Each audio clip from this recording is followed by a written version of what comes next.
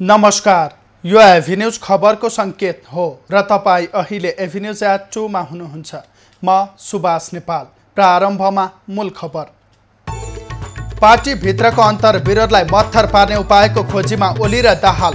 प्रधानमन्त्री निवास बालुवाटारमा छलफल जारी।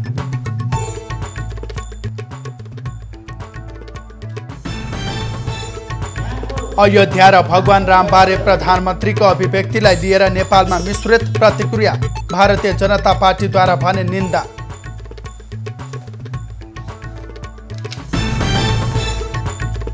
स्याङ्जाको काली गण्डकीमा पहिरोले पुरिएर एकजनाको मृत्यु, 3 जना बेपत्ता, घाइते अवस्थामा 2 जनाको उद्धार।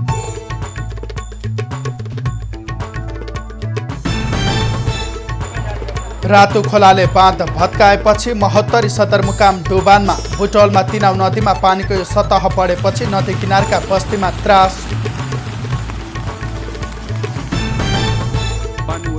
र कोरोना महामारी खराब दिशामा गइरहेको भन्दै WHO द्वारा चिन्ता व्यक्त। प्रभावकारी प्रयास नगरे स्थिति थप भयावह हुने चेतावनी।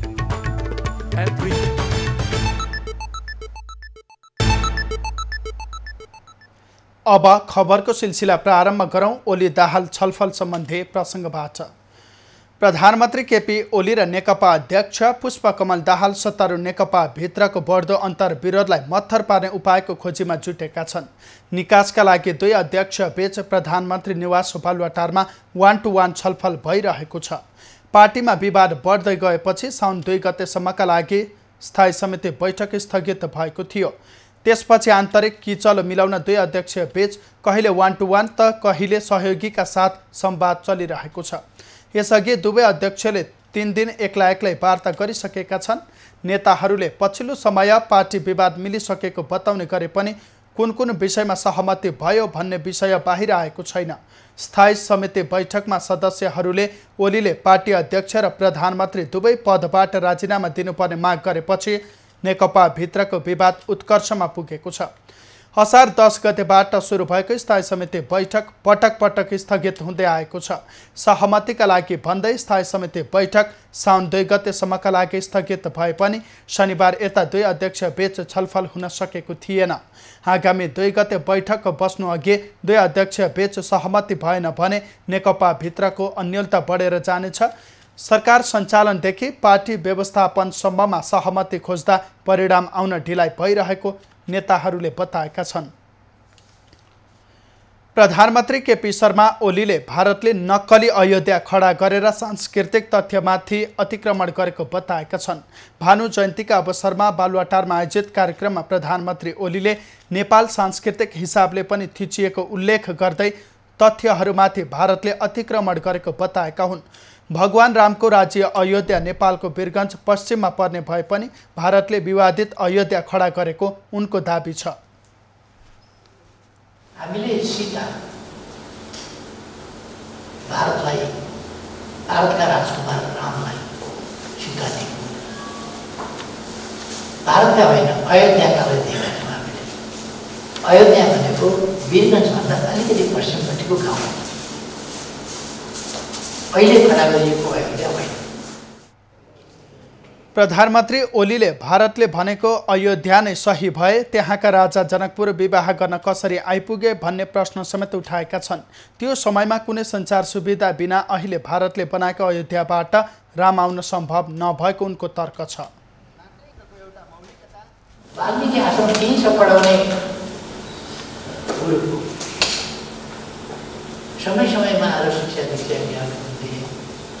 वाल्मीकि आश्रम त्यहाँ छ र जनकपुर त्यहाँ छ।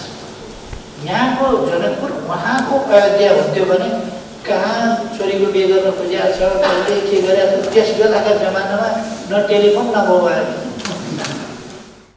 प्रधानमन्त्री ओलीले ज्ञान विज्ञान र अनेक कुराको सुरुवात र विकास नेपालमा भएको भए पनि त्यो श्रृङ्खलाले निरन्तरता पाउन नसकेको गुनासो समेत गरे। यसैबीच भगवान राम भारतका नभई नेपालका राजकुमार भएको भन्ने प्रधानमन्त्री ओलीको अभिव्यक्तिको भारतमा तीव्र आलोचना भएको छ। सत्तारूढ भारतीय जनता पार्टीका राष्ट्रिय प्रवक्ता विजय सोनकर शास्त्रीले ओलीको भनाइको निन्दा गरेका छन्। उनले भगवान राम आस्थाको विषय भएको भन्दै त्योसँग खेल्ने छुट नेपालका प्रधानमन्त्री वा अन्य कोहीलाई नभएको बताएका छन्। भारतीय सञ्चार माध्यम पीटीआईले सो अभिव्यक्तिलाई राजनीतिक विवाद उक्साउने भन्दै भारतलाई चोट पुर्याउने आश्चर्यजनक कदम भनेको छ। भारतीय समाचार संस्था IANSले लेखेको समाचारमा ओलीको भनाइलाई स्तब्ध पार्ने बयान भनेको छ।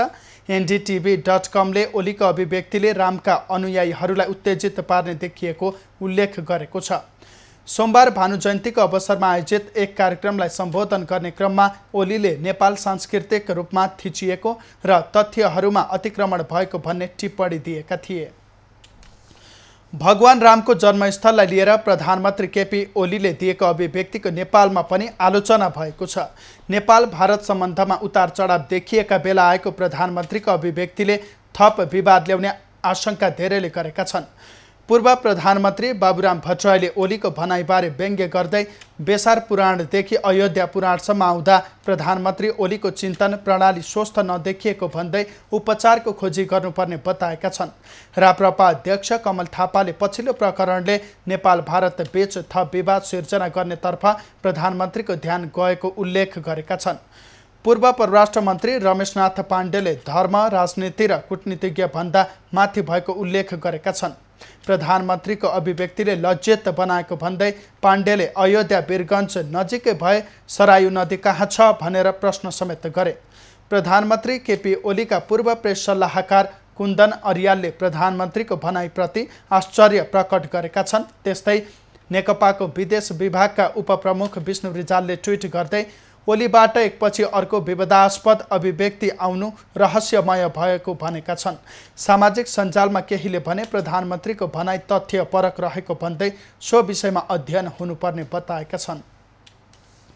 स्याङ्जाको कालीगण्डकी गाउँपालिकामा पहिरोमा परेर एकजनाको मृत्यु भएको छ। 3 जना बेपत्ता भएका छन् भने 2 जनाको घाइते अवस्थामा उद्धार गरिएको छ। कालीगण्डकी गाउँपालिकाको वडा नम्बर 4 मा रहेको खहरे खोलामा झरेको पहिरो हेर्न गएको सोही गाउँपालिका वडा नम्बर 4 का 70 वर्षीय इमान सिंह राणाको मृत्यु भएको छ। उनी पूर्व गाविस अध्यक्ष समेत रहेका छन्। पहिरोमा परेर गम्भीर घाइते उनको उपचारका लागि अस्पताल लैजाँदै गर्दा मृत्यु भएको प्रहरीले जानकारी दिएको छ। पहिरोमा परेर प्रेमचन्द्र पाण्डे, टिका थापा र गिमान सिंह थापा बेपत्ता भएका छन्। उनीहरूको खोजी जारी रहेको छ। पहिरोले वडा सदस्य होमनाथ पाण्डे र वीरबहादुर राणा घाइते भएका छन्। दुबईको गल्याङ स्थित स्वास्थ्य संस्थामा उपचार भइरहेको छ। वर्षासँगैको पहिरोका कारण पुतली बजार नगरपालिका 1 मा 1 जना गम्भीर घाइते भएका छन्। महोत्तरीको रातो खोलामा आएको बाढीले बाँध भत्किएपछि सदरमुकाम जलेश्वर सहित दक्षिणवर्ती क्षेत्रका आधा दर्जन बस्ती डुबानमा परेका छन्। एकडारा गाउँपालिकाको कोल्हुवा र महोत्तरी गाउँपालिकाको रानी रतवारामा तटबन्ध भत्काउँदै रातो खोलामा आएको बाढीको पानी बजराही नगरपालिका, महादेव मन्दिर, अस्पताल रोडमा पसेपछि जलेश्वर जलमग्न भएको छ। जलेश्वरसँगै जोडिएको मटिहानी नगरपालिकाको सिमरदही, बहुअरुवा, पासवानटोल लगायतको बस्तीमा बिगही खोलामा आएको बाढी पसेपछि डुबानमा परेको छ।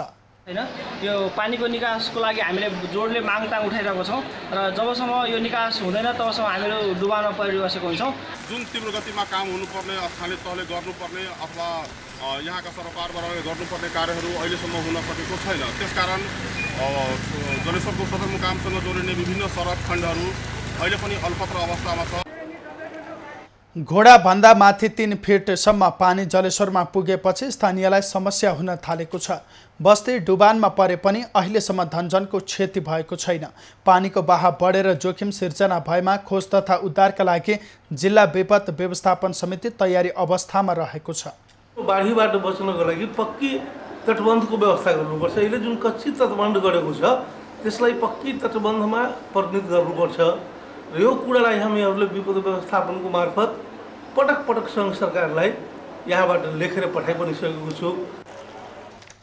महोत्तरीमा प्रत्येक वर्ष बाढी र डुबानबाट 40,000 भन्दा बढी व्यक्ति प्रभावित बन्दै आएका छन्। यस वर्ष 19,788 घरधुरीका 85,000 व्यक्ति बाढी र डुबानको उच्च जोखिममा रहेको जिल्लास्थित विपद व्यवस्थापन समितिले जनाएको छ। लगातारको वर्षाले बुटवलको तिनाउ नदीमा पानीको सतह बढेको छ। बुटौलको मध्य भाग भएर बग्ने तिनाउमा पानीको सतह बढेपछि नदी किनारका बस्तीमा त्रास बढेको छ।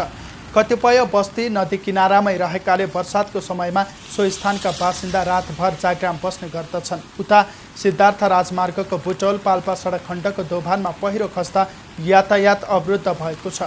वर्षाका कारण हिजो बेलुकाबाट अवरुद्ध राजमार्गको पहिरो अझै हटाउन सकिएको छैन।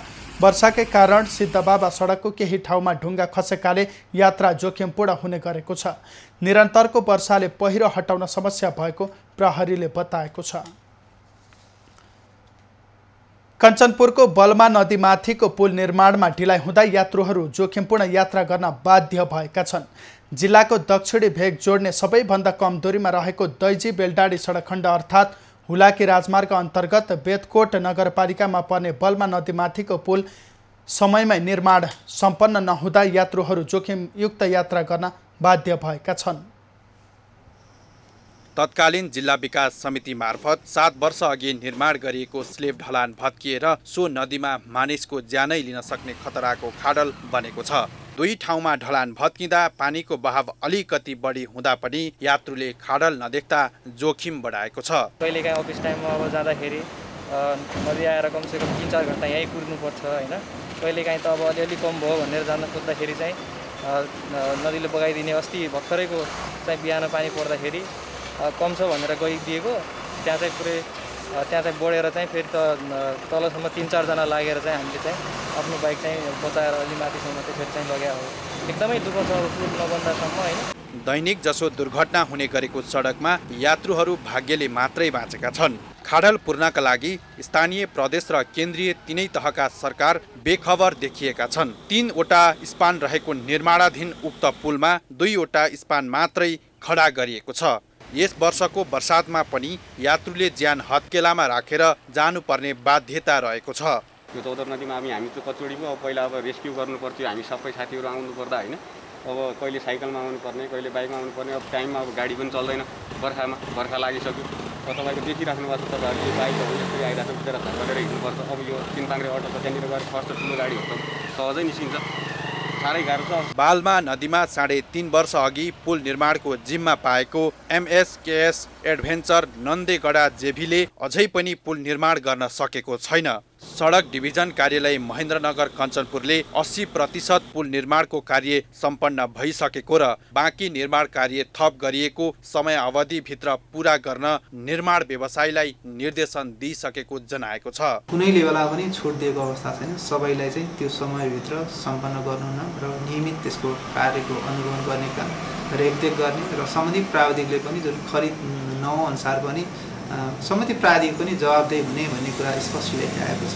2072 पुस 26 गते पुल निर्माण 4,21,55,000 लागतमा निर्माण सम्झौता भएकोमा आर्थिक वर्ष 2077-78 फागुन 11 गतेसम्म म्याद दोस्रो पटक थप भएको छ। हालसम्म ठेकेदार कम्पनीले 3 करोड रुपैयाँ भुक्तानी लिइसकेको छ। सुदूरपश्चिमको मुख्य सहर धनगढीमा एसियाली विकास बैंक ऋण सहयोगमा 2 वर्षभित्र 7वटा सडक निर्माण हुने भएका छन्। धनगढी उपमहानगरपालिकामा 7वटा सडक निर्माण अघि बढाउने सम्झौतामा ठेकेदार कम्पनी र क्षेत्रीय शहरी विकास परियोजना बीच सम्झौता भएको हो। गत वर्ष जेठमा टेन्डर आह्वान गरिएका 7वटा सडक गरेर 10 किलोमिटर 187 मिटर र सोसँगै 20 किलोमिटर 466 मिटर नालीको निर्माणका लागि क्षेत्रीय शहरी विकास परियोजना र कालिका कन्स्ट्रक्सन बीच सम्झौता भएको हो। कैलाली कञ्चनपुरका 4वटा स्थानीय तहमा यो परियोजना क्षेत्रीय शहरी विकास आयोजना कार्यान्वयन इकाइ सञ्चालनमा आएको हो। धनगढी उपमहानगरपालिकामा पहिलो चरणमा 10 किलोमिटर लम्बाइका 7वटा सडक 68 करोड 5,98,000 निर्माण गर्ने गरी सम्झौता भएको छ। आज यसको सम्झौता भएको छ। म आफैलाई एकदमै गौरवान्वित मानेको छु र धनगढी महानगरपालिकाले यहाँका नागरिकलाई पनि मैले गौरवान्वित मानेको छु कि यो प्रोजेक्ट हाम्रो सपना थियो। एटिपी सञ्चालन भएको यो प्रोजेक्ट हाम्रो सपना थियो र त्यो सपना आज हाम्रो साकार हुँदैछ। क्षेत्रीय शहरी विकास परियोजनाका अनुसार साउन 18 गतेदेखि सडक तथा नाली निर्माणको काम अघि बढेछ। सम्झौता अनुसार सडक निर्माण 2 वर्षमा सम्पन्न गर्ने प्रतिबद्धता ठेकेदार कम्पनीले गरेको छ। धनगढी उपमहानगरपालिकाले पहिलो चरणमा काम तोकिएकै समयमा सम्पन्न भएपछि मात्रै दोस्रो चरणका काम अघि बढाइने जानकारी दिएको छ। निर्माण कम्पनीलाई समयमै काम गर्न सहयोगीको भूमिका निर्वाह गर्ने जनप्रतिनिधिहरूले बताएका छन्। अनुरोध गर्न चाहन्छु र शुभकामना पनि दिन चाहन्छु, उहाँलाई बधाई पनि दिन चाहन्छु कि उहाँको नाम नेसनल इन्टरनेसनल रूपमा पनि प्रख्यात छ र धनगढीको यो प्रोजेक्टमा पनि हामी पूर्ण रूपमा सफल हुन्छौँ भन्ने, समयभन्दा अगाडि हामी सफल हुन्छौँ भन्ने विश्वास पनि छ। सम्झौता अनुसार पहिलो चरणमा धनगढी मेन रोड अर्थात् ट्राफिक चौराहादेखि कैलाली नाला निर्माण हुने भएको छ। त्यस्तै प्रहरी गुल्मदेखि चर्चसम्म, चटकपुरदेखि क्याम्पस गेटसम्मको सडक निर्माण हुने भएको हो। त्यस्तै धनगढी क्याम्पस गेट, जोखरताल, धनगढी कुटिया सडक अन्तर्गत डोबेटी होटेलदेखि पिपल चौतारा, हसनपुर रोड र मालपोत रोडको सडक पनि निर्माण हुने भएको छ। विवेक नागरी, कैलाली। नाई श्रमिकलाई लकडाउन अवधिभर प्रति महिना 25,000 का दरले रकम उपलब्ध गराउनु पर्ने मागसहित व्यवसायीहरू आन्दोलित भएका छन्। लकडाउनका कारण व्यापार व्यवसाय बन्द गर्नु परेकाले लकडाउन अवधिको प्रति महिना 25,000 का दरले रकम दिनुपर्ने माग व्यवसायीहरूले राखेका हुन्। नेपाल नाई ट्रेड युनियनले मङ्गलबार माइतीघरमा आफ्नो समस्या सम्बोधन गर्न सरकारको ध्यानाकर्षण गराउँदै प्रदर्शन गरेको हो। तत्काल सम्पूर्ण श्रमिकहरूलाई राहतको व्यवस्था गर्नुपर्ने, लकडाउन अवधिको ब्याङ्क ब्याज मिनाहा गर्नुपर्ने र पसल तथा कोठा भाडा पूर्ण रूपमा मिनाहा गर्नुपर्ने माग राख्दै उनीहरूले प्रदर्शन गरेका हुन्।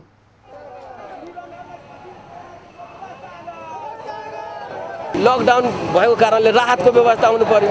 अनि अहिले घरबेटीहरूले जुन हामीहरूले किचकिच गरिरहेछ पसल भाडा, कोठा भाडा, त्यो पनि मिना हुनु पर्यो। त्यसपछि कम्तीमा यो लकडाउन अवधिभर हाम्रो नाई श्रमिकहरूलाई प्रत्येक श्रमिकलाई मासिक लकडाउन अवधिभरको मासिक 25,000 को शुल्क त्यो पैसाको व्यवस्था भयो भने अलि राहत हुन्छ। त्यसपछि यदि भविष्यमा हाम्रो खुल्यो भने, सरकारले यदि खोल्न भन्यो भने हामी धेरै असुरक्षित हुन्छौँ। त्यसकारणले हामीले निःशुल्क पिपी ड्रेसको पनि व्यवस्था गर्नुपर्यो। तत्काल सैलुन र पार्लर खोल्न दिनुपर्ने, लकडाउन अवधिमा प्रति महिना 25,000 का दरले रकम दिनुपर्ने, निःशुल्क देशभरिका श्रमिकहरूलाई PPE सेट उपलब्ध गराउनु पर्ने र 50 लाख बराबरको जीवन बिमाको व्यवस्था गर्नुपर्ने माग उनीहरूको छ।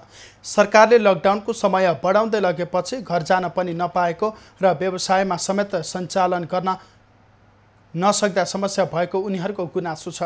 आफ्ना मागहरू पूरा नगरे देशव्यापी रूपमा सशक्त आन्दोलन गर्ने तयारी उनीहरूले गरिरहेका छन्।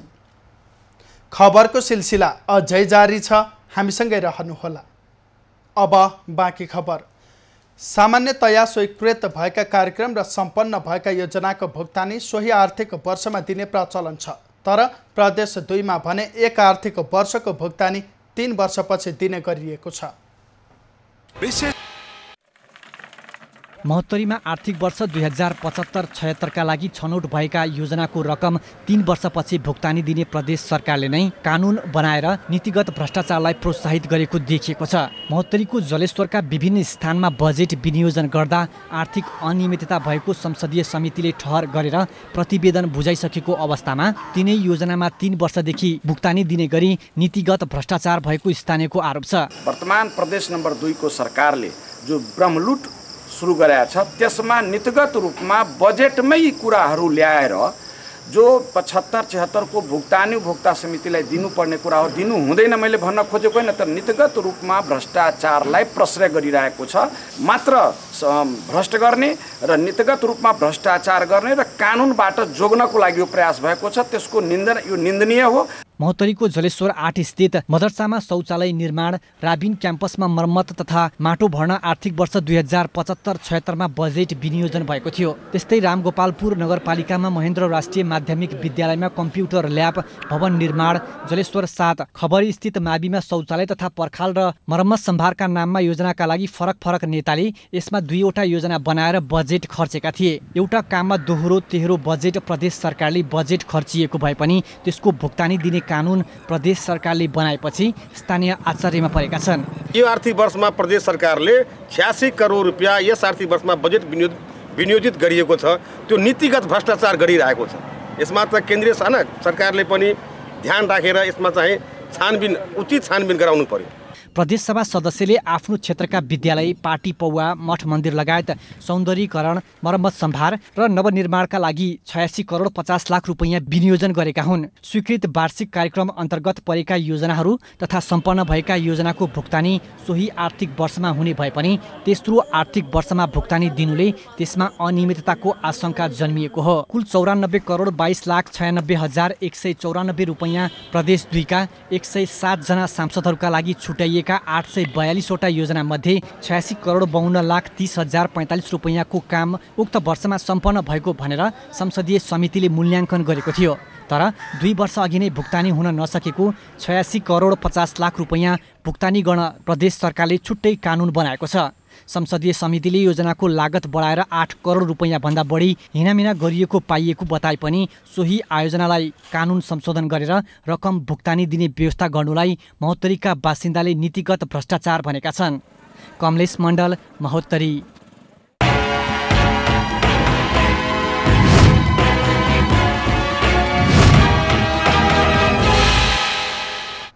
भोजपुरको पौवादुङमा गाउँपालिकाले अति विपन्न तथा गरिब परिवारलाई सोलर सेटसँगै दोस्रो चरणको राहत वितरण गरेको छ। गाउँपालिका भित्रका सबै ओडाका 152 घर परिवारलाई 20 वाट क्षमताको सोलर सेट र राहत वितरण गरेको हो। तत्काल विद्युत सेवा पुग्न नसकेका भौगोलिक विकटता भएको स्थानमा रहेका स्थानीयलाई लक्षित गरेर भोजपुरको पौवादुङमा 152 परिवारलाई सोलरसँगै दोस्रो चरणको राहत वितरण गरिएको छ। अति विपन्न घर परिवारलाई विद्युतको पहुँच पुर्याउने उद्देश्यले सोलर सेट वितरण गरिएको गाउँपालिकाले जनाएको छ। अति गरिब घरधुरीको पहिचान गरेर हामीले 150 घर परिवारलाई सोलर सेट वितरण गरेका छौँ र हामीले सँगसँगै ती अति विपन्न गरिब घरधुरी भएको कारणले गर्दा थप रहेको हाम्रो राहत सामग्रीहरू पनि उहाँहरूलाई चामलको रूपमा केही वितरण गरेका छौँ। गाउँपालिकाको सङ्घीय सरकारको सशर्त अनुदानतर्फको वैकल्पिक सौर्य ऊर्जा कार्यक्रम अन्तर्गत आएको 11,31,000 बजेटबाट ओडा नम्बर 1 श्यामशिलाका 25 परिवार, ओडा नम्बर 2 तिवारी भन्ज्याङका 15 परिवार, ओडा नम्बर 3 च्याङ्ग्रेका 20 परिवार, ओडा नम्बर 4 बास्तिमका 33 परिवारलाई सोलर वितरण गरेको हो। त्यस्तै ओडा नम्बर 5 सानो दुम्माका 25 परिवार र ओडा नम्बर 6 ठुलो दुम्माका 30 गरी 152 घर परिवारलाई सोलर सेट वितरण गरेको हो। वैकल्पिक सौर्य ऊर्जा प्रवर्धन कार्यक्रमतर्फ 11,31,000 हामीलाई प्राप्त भएको थियो। उक्त रकमबाट 20 वाटको कम्तीमा 20 वाटको सोलर सेट इस्टिमेट तयार गरेर विज्ञापन गर्दाखेरि हामीलाई 152 सेट प्राप्त भयो। गाउँपालिकाले सोलर वितरण गरेपछि स्थानीय खुसी भएका छन्। आर्थिक अभावका कारण टुकीको उज्यालोमा बस्नुपर्ने बाध्यता सोलर पाएसँगै सकिएको छ। ग्रामीण भेगमा विद्युत नपुगिरहेको अवस्थामा सोलर वितरणले पढ्ने विद्यार्थीलाई समेत सहजता हुने स्थानीयले बताए। अहिले यो गाउँपालिकाले अब पौवादुङ गाउँपालिकाले दिएको सोलर वितरण कार्यक्रमलाई एकदमै राम्रो मान्नुपर्छ। अहिलेको अवस्था कस्तो भनेदेखि अब हाम्रो अलिकति पढ्ने अवस्था पनि उज्यालोमा बस्न पाउँदाखेरि भौगोलिक रूपमा विकट रहेका स्थानमा गाउँपालिकाले थालेको सोलर वितरण कार्यको धेरैले प्रशंसा गरेका छन्। सोलर वितरणसँगै स्थानीयलाई केही सहजता भए पनि विद्युत विस्तारको कामलाई तीव्रता दिनुपर्ने स्थानीयको माग छ। एभिन्यूज खबरका लागि भोजपुरबाट युवराज विष्टको रिपोर्ट। भारतीय पूर्व सैनिक तथा उनीहरूका परिवारजनले 4 महिनापछि बल्ल पेन्सन प्राप्त गर्न थालेका छन्। लकडाउनपछि पहिलो पटक सीमा नाका खोलेर पूर्व भारतीय सैनिकहरूलाई पेन्सन दिन सुरु गरिएको हो। भारतीय सेनामा काम गरेर अवकाश भएका बैतडीको सीमावर्ती क्षेत्रका बासिन्दाहरूले लकडाउनपछि पहिलोचोटि पेन्सन प्राप्त गरेका छन्। नेपाल र भारतको सीमा प्रशासनले 3 दिन नाका खोलेपछि करिब 450 जनाले पेन्सन बुझेका छन्। यसअघि हरेक महिना 2 महिनामा पेन्सन बुझ्ने गरेकोमा यसपटक भने 4-5 महिनापछि मात्र उनीहरूले पेन्सनको रकम हात पारेका छन्। गाह्रो भयो, कसैले अब उधार या गाउँलेसित मागेर गुजारा गरे के गर्ने। अब तक विश्वरमा हुन्छ कब तक कोही थाहा माग्यो। थोड़ा मिला हमें 40,000 कोई मैं थोड़ा यहाँ इष्ट मित्र जो लगा हाथ में उधार तो उन्हें दिया ही छोरा छन्। भारतीय बैंकले पूर्व सैनिकहरूले प्रति महिना रकम कम्तीमा रु 15,000 भारूदेखि दर्जा अनुसार 40,000 भारूसम्म प्राप्त गर्छन्। यसअघि बजार खुल्ला हुने र भारू रकम नेपाली मुद्रासँग साट्न मिल्ने भए पनि यसपालि भने उक्त रकम घरमै थन्काउनु पर्ने बाध्यता सृजना भएको छ। नेपाली बैंकहरूले भारू रकम नलिने र बजार पनि बन्द भएका कारण अन्य कारोबार गर्न पनि कठिनाइ भएपछि भारू रकम घरमै असुरक्षित तरिकाले राख्नु परेको समस्या सृजना भएको छ। हामीलाई के हुन्छ भने समस्या अब लकडाउन खोलेपछि कार व्यवहार हुन्थ्यो र भारू पैसा कहीँ पनि साटिन्थ्यो। त्यो भएर भारू पैसा हाम्रो नेपालमा अलि मनाएको छन्, किन व्यवहार नहुन कारणले त्यो भइरहेको छ। पैसा अब घरमै राख्नुपर्ने भयो, पैसा घरमै राख्नुपर्ने भयो। अब कहिले सायद मैले यसो सामान मगाउनु भयो त्यो खपत गर्नु पर्ला। त्यही हो। बैतडी, बझाङ तथा दार्चुलाका करिब 800 जनाले झुलाघाट स्थित भारतीय स्टेट बैंकबाट पेन्सन बुझ्ने गरेका छन्। त्यस्तै दार्चुलाको जोलबिजी तथा दार्चुलाबाट गरी करिब 2000 जनाले पेन्सन बुझ्ने गरेको नेपाल भारत सैनिक बोर्डले जनाएको छ। दार्चुला र बैतडीमा 3 दिनका लागि 3वटा सीमा पुल खोलिएपछि आधा जतिले मात्रै पेन्सन बुझ्न पाएका छन्। 3 दिनमा रकम प्राप्त गर्न नसकेकाहरूका लागि फेरि नाका खोल्न दुई देशका स्थानीय प्रशासन बीच वार्ता भइरहेको छ। तर सीमित समयका लागि मात्र नाका खोल्दा टाढाबाट आउने भारतीय पूर्व सैनिक तथा उनीहरूका परिवारहरूले शास्ति खेप्नु परेको छ। लोकेश साउद, बैतडी। स्याङ्जाको पुतली बजार नगरपालिकाले नगरपालिका भित्र रहेका महिला उद्यमीहरूलाई घर घरमै पुगेर अनुदान उपलब्ध गराउन थालेको छ। नगरपालिकाद्वारा सञ्चालित मेयरसँग रोजगार कार्यक्रम अन्तर्गत 7 जनालाई 100% अनुदान नगरपालिकाले उपलब्ध गराएको हो।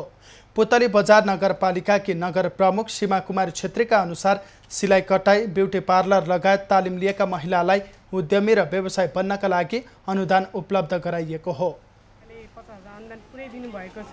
50,000मा 1 रुपैयाँ नि कम गर्नुभएको छैन, जो त्यसको लागि धेरै धेरै धन्यवाद दिन चाहन्छु। पुतली बजार नगरपालिकाले महिलाहरूलाई उद्यमी बनाउन विभिन्न प्रकारका तालिमहरू सञ्चालन गरेको थियो। सोही तालिमहरू लिए पश्चात नगरपालिकाबाट अनुदान लिएर आफ्नो व्यवसाय सुरु गरेका हुन्। मेयरसँग रोजगार कार्यक्रम अन्तर्गत यो वर्ष नगरपालिकाले 10 लाख विनियोजन गरेको थियो। त्यो मध्ये केही रकम स्वरोजगार कार्यक्रममा खर्च गरिएको छ। पर्वतको कुशमा नगरपालिकाले घर बहाल कर अझै लागू गर्न सकेको छैन। कार्यान्वयनमा आएको लामो समयसम्म पनि बहाल कर नगरले लागू गर्न नसकेको हो। 4 वर्ष अघि स्थानीय सरकार कार्यान्वयनमा आएको भए तापनि जनप्रतिनिधि मार्फत नै घर बहाल कर नउठेको कर्मचारीहरूको गुनासो छ। हामीसित रेकर्ड त छैन, तर यति हो कि तपाईँको वित्तीय संस्था, ब्याङ्क तथा वित्तीय संस्थाहरूले उहाँहरूको सिस्टमै हुन्छ। अब उहाँहरूले चाहिँ कर चुक्ता यो बाल कर नतिरेसम्म अन्तर्राष्ट्रिय राजस्व कार्यालयले कर चुक्ता प्रमाणपत्र दिँदैन। त्यो कारणले पनि उहाँहरू यहाँ ठोकिनु भएको छ। जसलाई बाध्यकारी रूपमा यहाँ ठोकिनु भएको छ उहाँहरूले तिर्नु भएको छ। तर हामीले चाहिँ बाध्यकारी बनाएर घर घरमा डाटा लिएर दिन सकेका छैनौँ। 14वटा ओडा रहेको नगरमा आधा दर्जन ओडाहरू बजार क्षेत्रमा छन्। बजार क्षेत्रमा मात्रै 5,000 घरहरू भाडामा लाग्ने गरेको देखिए पनि ती करको दायरामा आएका छैनन्। घर बहाल कर तिर्ने नगरेको जनप्रतिनिधि स्वयं स्वीकार छन्। घर बहाल कर उठाउनको लागि, अगाडि बढाउनको लागि हामी सबैले पहल गर्नुपर्छ। कुचो नगरपालिका जिम्मेवार व्यक्तिहरू र कुचो नगरपालिका कर्मचारी यो सबैले लागेर चाहिँ घर बहाल कर उठाउन पर्ने छ। र अहिलेसम्म बुझ्नमा आएको घर बहाल कर एकदम न्यून छ, उठेको छैन र यसको प्रक्रिया पनि अगाडि बढाइएको छैन भन्ने जस्ता कुराहरू आइरहेका छन्। र यसलाई अवलम्ब छिटो चाहिँ यो कार्यको कार्यान्वयन गर्नुपर्छ र यसलाई उठाउन लानुपर्छ भन्ने। जहाँ घरबेटीले मात्र आफै नभएर जुन घर भाडामा बसेको छ उसले कट्टा गर्छ हामीसँग र त्यो पैसा लिएर घरमा बस्ने चाहिँ तिर्छ। भनेपछि जनप्रतिनिधिहरूले घर बहाल कर मैले तिरेको छु है, अझै थाहा छैन। र अरू जस्तै ब्याङ्क वित्तीय संस्थाहरूको अवस्था, त्यो उहाँहरूले तिरेको अवस्था त्यस्तो खालको जानकारी तिरिराख्नुपर्छ, नियमअनुसार चाहिँ तिरिराख्नुपर्छ। बहाल कर बापत करोडौँ उठ्ने स्थिति भए पनि अहिले बजार क्षेत्रमा नगन्य अर्थात् 9,70,000 मात्रै राजस्व उठिरहेको छ। निर्धारित कर उठाउन नसक्दा नगरले कुल बजेटको 1/4 बजेट घाटा बेहोर्दै आएको छ। महोत्तरीको शमसी गाउँपालिकाभित्र काम गर्ने स्वास्थ्य कर्मीले जोखिम भत्ता नपाएको भन्दै 2 साताभन्दा लामो समयदेखि स्वास्थ्य सेवा ठप्प बनाएका छन्। स्वास्थ्य कर्मी आन्दोलित हुँदा क्वारेन्टिन मात्रै होइन, प्रसुति सेवा, आकस्मिक उपचार लगायत सबै स्वास्थ्य सेवा 16 दिनदेखि ठप्प रहेको छ। महोत्तरीको शम्सीमा कोरोना भाइरसमा काम गरेको जोखिम भत्ता, नियमित खोप कार्यक्रमको भत्ता, राष्ट्रिय भिटामिन ए क्याप्सुल खुवाइएको स्वयंसेविकाहरूको भत्ता लगायतको माग राख्दै स्वास्थ्यकर्मी आन्दोलित भएपछि सर्वसाधारण मारमा परेका छन्। स्वास्थ्यकर्मीले 46,72,000 रकम शम्सी गाउँपालिकाका प्रमुख प्रशासकीय अधिकृत रामजी जीसीले दिन नमानेपछि 2 साताभन्दा लामो समयदेखि सेवा ठप्प पारेका हुन्। अब हामीहरू आज 9 दिन भइसक्यो बन्द गरेको होइन। अब यसको जानकारी सिडिओ कार्यालयले पनि दिइसकेको छौँ। हाम्रो मुख्य माग भनेको कोभिड-19 सम्बन्धीको जोखिम भत्ता जुन कार्यपालिकाको बैठकमा निर्णय भइसकेको कुरा हो, त्यो हालसम्म पनि उपलब्ध भएको छैन। हामीलाई पटक पटक मौखिक लिखित रूपमा जानकारी गराउँदाखेरि पनि उहाँले केही आश्वासन दिएर मात्रै भन्नुभएको हुन्छ, तर हालसम्म उपलब्ध भएको छैन। शम्सी गाउँपालिकामा 4वटा स्वास्थ्य चौकी र 1 प्राथमिक स्वास्थ्य केन्द्र छ। दैनिक 300 स्थानीय आफ्नो स्वास्थ्य समस्या लिएर पुग्दै आएको स्वास्थ्य संस्थामा विगत 9 दिनदेखि ताला झुन्डिएको छ। गत असार 14 गतेदेखि स्वास्थ्य संस्थाहरू बन्द गरेर स्वास्थ्यकर्मी आन्दोलित हुँदा कोरोना संक्रमित र अन्य बिरामीहरू बढी मारमा परेका छन्। गाउँपालिकाको कार्यालयले गत चैत 1 गतेदेखि प्रत्येक स्वास्थ्यकर्मीलाई प्रत्येक दिन 1000 जोखिम भत्ता दिने निर्णय गरेको थियो। तर 4 महिना बित्नै लाग्दा पनि जोखिम भत्ता दिने निर्णय लागू भएको छैन। कोरोना भाइरसको जोखिममा काम गर्दा जोखिम भत्ता स्वरूप 48 लाख रुपैयाँ पाउनुपर्ने स्वास्थ्यकर्मीको माग छ। कोरोना जोखिममा कम्तीमा 40 जना स्वास्थ्यकर्मी क्वारेन्टिन, स्वास्थ्य चौकी, सीमा नाकामा रात दिन खटिए पनि उनीहरूलाई गाउँपालिकाले सेवा सुविधा दिन सकेको छैन। शम्सी गाउँपालिका कोरोनाको हटस्पटको रूपमा रहेको छ। जिल्लाका सबैभन्दा बढी कोरोना संक्रमित यस गाउँपालिकामा छन्। आन्दोलनका कारण शम्सीका 275 कोरोना संक्रमितको नियमित चेक जाँच समेत प्रभावित भएको छ। कमलेश मण्डल, महोत्तरी। बागमती प्रदेश सरकारले मकवानपुरको भीमफेदीमा रहेको ऐतिहासिक सम्पदा हात्तीसारको संरक्षण सहित पर्यटकीय गन्तव्य बनाउने काम सुरु गरेको छ। चितवन राष्ट्रिय निकुञ्जको अधीनमा रहेको हात्तीसारलाई प्रदेश मातहत ल्याउने कामसँगै संरक्षण र गन्तव्यको रूपमा विकास गर्ने काम सुरु गरिएको हो। लामो समयदेखि संरक्षणको अभावमा जीर्ण बन्दै गएको हात्तीसार प्रवेशबाटै संरक्षणको काम थालिएको छ। सरकारले डिभिजन वन कार्यालय मकवानपुर मार्फत हात्तीसारको जमिन संरक्षणसँगै आकर्षक बनाउने अन्य काम थालेको छ। सरकारले डिभिजन वन कार्यालय मार्फत 97 लाख रुपैयाँ खर्चेर चालु आर्थिक वर्षमा कम्पाउन्ड वाल, जीर्ण हुँदै गएका तत्कालीन बेलायती महारानी एलिजाबेथ द्वितीय, तत्कालीन राजा महेन्द्र सहित जङ्गबहादुर राणाले शिकारका लागि प्रयोग गरेका हैदा संरक्षणको काम गरेको हो। गाउँपालिका भीमफेदी गाउँपालिकाले पनि यस क्षेत्रको विकासका लागि के कति बजेट आवश्यकता पर्छ त्यसको लागि चाहिँ हामी सधैँभरि डिभिजन वन कार्यालय मकवानपुरसँग हातमा हात मिलाएर जानको लागि पनि उहाँले प्रतिबद्धता व्यक्त गर्नुभएको छ। तत्कालका महत्त्वपूर्ण सामग्री जीर्ण भएपछि प्रदेश सरकारले डिभिजन वन कार्यालय मार्फत हात्तीसार परिसरलाई सुन्दर बनाउनका लागि बगैँचा बनाउने काम गरिरहेको छ। पहिलो चरणको कामका लागि 70 लाख रुपैयाँ खर्च हुँदैछ। सम्पदाको ट्याङ्की सहित ऐतिहासिक सम्पदा संरक्षण र पूर्वाधार निर्माणमा रकम खर्च गर्ने तयारी छ। यो चालु अब चलिरहेको अबमा चाहिँ हामीले 70 लाखको कार्यक्रम कार्यान्वयन गरिसकेका छौँ। त्यसले घेरा पर्खाल, ट्यागिङ, गार्डेनिङ लगायतको कामहरू गरेका छौँ र आगामी अबमा चाहिँ हामी 85 लाख रुपैयाँको चाहिँ यसमा विभिन्न पूर्वाधारहरू विकास गर्ने, यसलाई गार्डेनिङको रूपमा अझ फर्दर रूपमा लानको लागि कार्यक्रमहरू कार्यान्वयन गर्छौँ। हात्तीसार सङ्ग्रहालयमा बेलायती महारानी एलिजाबेथ र जङ्गबहादुर राणा लगायतले शिकार खेल्दा प्रयोग गरेका 4वटा शिकारी हौदासहित 42वटा हौदा छन्। त्यति बेला भीमफेदीबाट चितवन, कोशी, शुक्लाफाट र बर्दिया राष्ट्रिय निकुञ्जमा शिकार खेल्ने सामग्री लैजाने गरिएको थियो। तपाईँको जनानी शिकारी हौदा त्यहाँ छ 4वटा। अर्को शिकारी हौदा भयो, यो एलिजाबेथको हो, यो महेन्द्र सरकारको यो हो। अर्को चाहिँ भरदारी हौदाहरू छ, अनि भरदारी हौदा अनि सुसारी हौदा पनि छ। जनानी शिकारी हौदा यहाँ ठुलो 4वटा छ। 32 रोपनी जग्गामा फैलिएको हात्तीसार प्रवेशसँगै आगन्तुकले फोटो खिच्न मिल्ने सहित 2वटा हात्ती बनाउने, भीमफेदीबाट तराईका जिल्लामा शिकारका लागि जाने एलिजाबेथ द्वितीय, जङ्गबहादुरको शालिग निर्माण गर्ने, आकर्षक प्रवेशद्वार सहित टिकट घर निर्माणका लागि आगामी आर्थिक वर्षमा 85 लाख रुपैयाँ सरकारले विनियोजन गरेको छ। हात्तीसारलाई स्वदेशी एवं विदेशीको आकर्षण केन्द्र बनाउने अभियान सरकारले थालेको छ। हात्तीसार नेपाल र बेलायतको मितेरीको ऐतिहासिक स्थलको रूपमा विकास गर्ने बागमती सरकारको योजना छ। राजन दाहाल, मकवानपुर। कोरोना भाइरस संक्रमणका कारण बाँकेको पर्यटन व्यवसाय नराम्रोसँग थला परेको छ। नेपाल भ्रमण वर्षलाई लक्षित गरी अरबौंको लगानी गरेका होटल व्यवसायीहरू अहिले पीडा समेत सुनाउन नसक्ने अवस्थामा पुगेका छन्। विश्वव्यापी रूपमा फैलिएको कोरोना भाइरसका कारण पछिल्लो समय होटल व्यवसाय र पर्यटन क्षेत्र निकै प्रभावित भएको छ। आफ्ना व्यवसायहरू बन्द गरेर बस्यो भन्ने, त्यसपछि आएर अहिले चाहिँ कुनै खालको राहत नदिँदाखेरि होटल व्यवसायहरू धेरै खालका मर्काहरू, धेरै खालका समस्याहरूले पीडित छन्। तीमध्येको सबभन्दा प्रमुख समस्या भनेको आजका दिनमा ठुलो सङ्ख्यामा रहेका व्यवसायहरूको घर भाडाको समस्या छ। त्यो लगायत ब्याङ्कका ब्याजहरू, ब्याङ्कका किस्ताहरू, स्टाफका तलबहरू दिन नसकेर अब व्यवसायहरू के गर्ने होला भन्ने अवस्थामा परिरहेको बेला राज्यले यसलाई कुनै न कुनै ढङ्गले सम्बोधन गर्न सकेको छैन आजसम्म। अझै पनि हाम्रो प्रश्न माग के छ भने राज्यले सम्पूर्ण व्यवसायहरूको हितमा भन्दा पनि सबै क्षेत्रलाई सोलो डोलो भन्दा पनि विशेष गरेर सबभन्दा बढी प्रभावित क्षेत्र रहेको पर्यटन क्षेत्र भनिरहँदा यस क्षेत्रलाई विशेष प्याकेजको रूपमा घोषणा गरोस्। उर्वर होटल व्यवसाय रहेको बाँकेमा पछिल्लो समय अरबौँको लगानी भएको छ होटल व्यवसायमा, तर लामो समयको लकडाउनका कारण यहाँका होटल व्यवसायहरूले थुप्रै खालका समस्याहरू झेलिरहेका छन्। नेपालगञ्ज बाँके जिल्लाको नेपालगञ्जमा लगभग पर्यटन क्षेत्रमा अहिले 30 अरबको लगानी लागिसकेको छ र यो 30 अरबको लगानी अहिले कोमामा जाँदैछ। यसलाई कोमामा गएको छ। अब राज्यले के गरिरहेको छ भन्ने कुरामा राज्यबाट पर्याप्त रूपमा राहतका प्याकेजहरू केही पनि आएको छैन। यस पर्यटन व्यवसायमा लगानी थुप्रो भइसकेको अवस्थामा अब अहिलेको चपेटामा घर भाडा, विद्युतको डिमान्ड शुल्क, ब्याङ्क ब्याज लगायतका विभिन्न कुराहरूमा अहिले व्यवसायहरू छटपटाइरहेका छन् र लगभग दर्जनौँ साना तथा मझौला होटलहरू यहाँबाट पलायन भइसकेको अवस्था छ। नेपालगञ्जमा जसरी होटल व्यवसायमा लगानी बढेको थियो, पर्यटन व्यवसायहरूले उत्साहित भएर होटलमा लगानी गरिरहेको अवस्थामा अरबौँको लगानी धराशायी बनेको छ।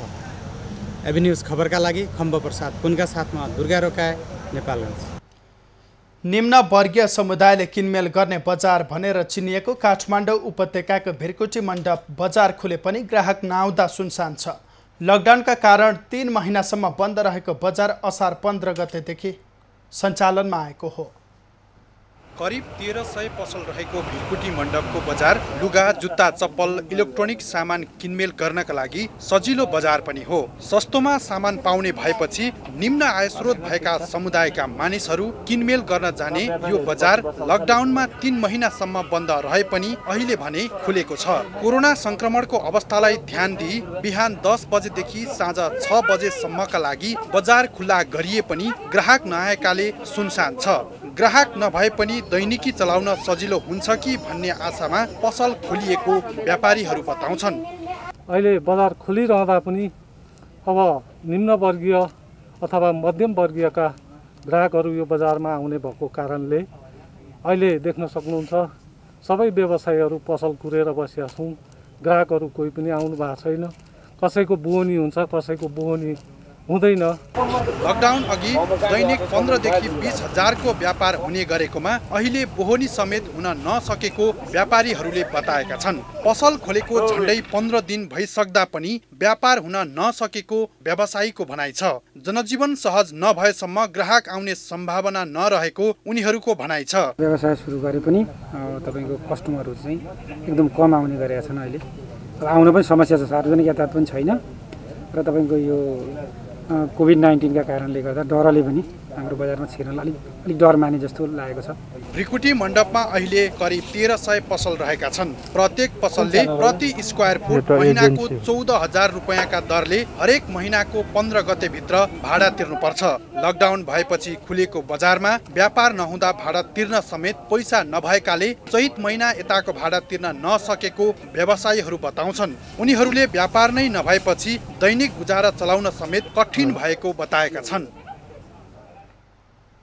बागलुङ नगरपालिका भित्र रहेको भानुबाटिका संरक्षणको पर्खाइमा छ।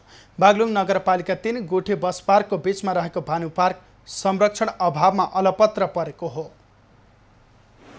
207औं भानु जयन्ती मनाइदै गर्दा बागलुङमा निर्माणको चरणमा अल्पत्र परेको भानुबाटिका सरोकारवालाहरूको प्राथमिकतामा पर्न सकेन। आदिकवि भानुभक्तको शालिग बनाउने उद्देश्यले बाटिकामा तारबार गरिए पनि निर्माण सुरु भएको 5 वर्षसम्म पनि बाटिकाले पूर्णता पाउन सकेको छैन।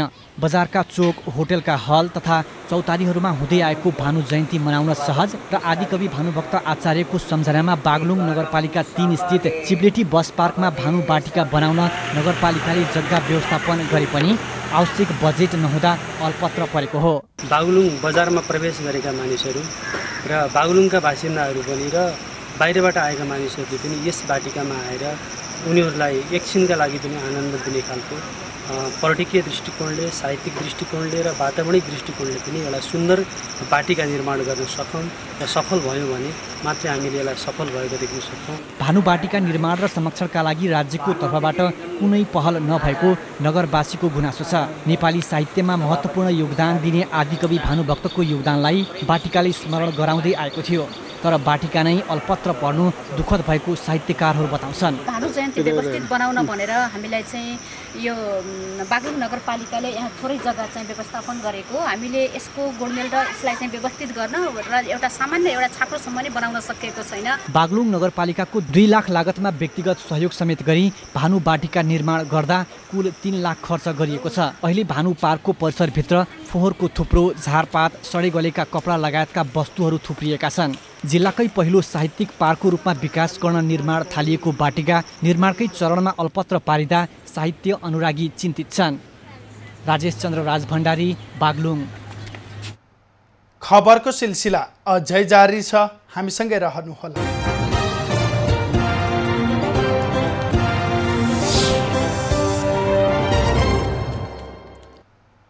यति बेला देशभर आंशिकदेखि सामान्य बदली रही बागमती प्रदेश, गण्डकी प्रदेश, प्रदेश 5, कर्णाली प्रदेश र सुदूरपश्चिम प्रदेशका केही स्थानमा हल्कादेखि मध्यम वर्षा भइरहेको छ। अपराह्नपछि देशभर आंशिकदेखि सामान्य बदली रही केही स्थानमा मेघगर्जन र चट्याङसहित हल्कादेखि मध्यम वर्षाको सम्भावना रहेको जल तथा मौसम पूर्वानुमान महाशाखाले जनाएको छ। काठमाडौँ उपत्यकाको आजको अधिकतम तापक्रम 27 डिग्री सेल्सियस र न्यूनतम तापक्रम 21 डिग्री सेल्सियस रहने अनुमान गरिएको छ। आज सूर्योदय बिहान 5:17 भयो भने सूर्यास्त साँझ 7:01 हुनेछ। आज देशभरको मौसम कस्तो रहला त? हेरौँ देशका विभिन्न स्थानको अनुमानित मौसमी अवस्था।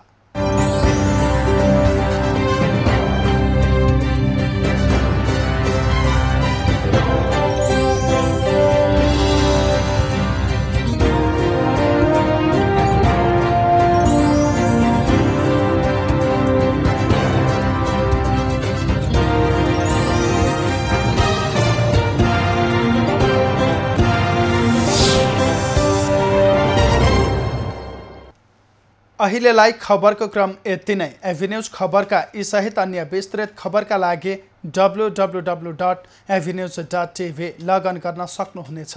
युट्युब, फेसबुक र ट्विटरमा पनि हामीलाई फलो गर्न सकिनेछ। खबर भित्रको खबरका लागि हेर्दै रहनुहोला एभिन्यूज खबर। नमस्कार।